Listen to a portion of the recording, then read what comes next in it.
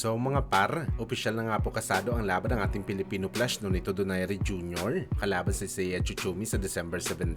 Triple header ang bakbakan na mangyayari sa Japan. Pero hindi pa malinaw mga idol kung lalaban si Flash sa WBE Bantamweight title dahil hindi po na-elevate ang Pinoy fighter bilang full champion. Interim pa rin ito mga idol. Hindi naman kasi injury ang dahilan ng kampiyon na si Vargas kung bakit hindi ito napalaban. Namatayan pala ito ng ina mga idol. Kaya hinayaan mo na ito magluksa. So ibig sabihin nito mga idol, si Vargas pa talaga ang kampiyon. Sa madaling salita mga boss, dedepensahan ng pala ni Donaire ang kanyang interim title kay Seiya Tsutsumi. Pero mas magandang laban to mga idol para sa atin. At ngayon pa lang mga idol, masasabi natin na isang digmaan talaga to. Kaya hindi na talaga tayo nagulat mga boss na nilabanan ni Flash itong si Seiya Tsutsumi dahil sa gusto talaga ng Pinoy nang umaatikabong bakbakan. At isa pa mga idol, generous magbigay ng first money ang mga Hapon. Kaya napapayag si Donaire na lumaban sa Japan. Kahit walang kasiguraduhan na title fight ang laban nito, mas maganda ito mga idol dahil sakaling lumaban si Flash sa title fight sa edad na 43 anyos. Dalawang record ang babasagin nito mga idol. Una ang pinakamatandang kampiyon sa bantamweight na siya din ang umahawak ng record. At pangalawa mga idol, pantatlo ito sa fighter na pinakamatandang naging kampiyon sa boxing sports. Sumunod dito kay Bernard Hopkins at George Foreman. Kaya suportahan natin mga idol ang laban ni Flash.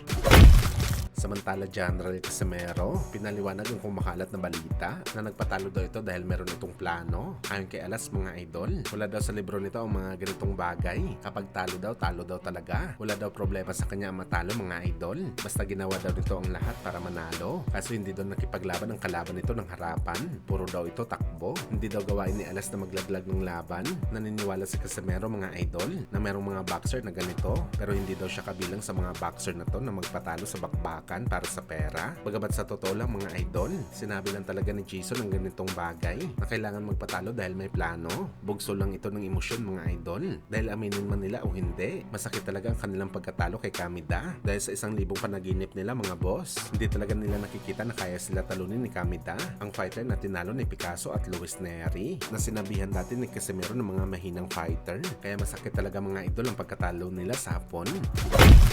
Sa kabilang banda naman mga idol, matapos nga po pumutok ang balita na pinag-uusapan ang laban ng ating pambansang kamao Manny Pacquiao kalaban si Floyd Mayweather Jr. sa 2026. Kung saan mga idol, ayon nga po sa ating source, kapag matagumpay daw na ikasang laban ng dalawang legend, ito na daw mga idol ang huling tungtong ni Pacman sa ibabaw ng boxing ring. Ihinto na daw talaga ito sa bakbakan at mag-focus na lang ito sa paghahanap ng magagaling na fighter ng Pilipinas para gawin itong superstar ng boxing sports. Well, kahit tayo mga idol, sa laki ng pera na makukuha ni Manny Pacquiao sa laban nito kay Mayweather Jr. na inaasahan natin mga idol na hindi bababa sa 50 million US dollars ang pwedeng kitain dito ni Pacman, talagang sakto na ito mga idol para sa retirement ni Boss Manny sa boxing sports.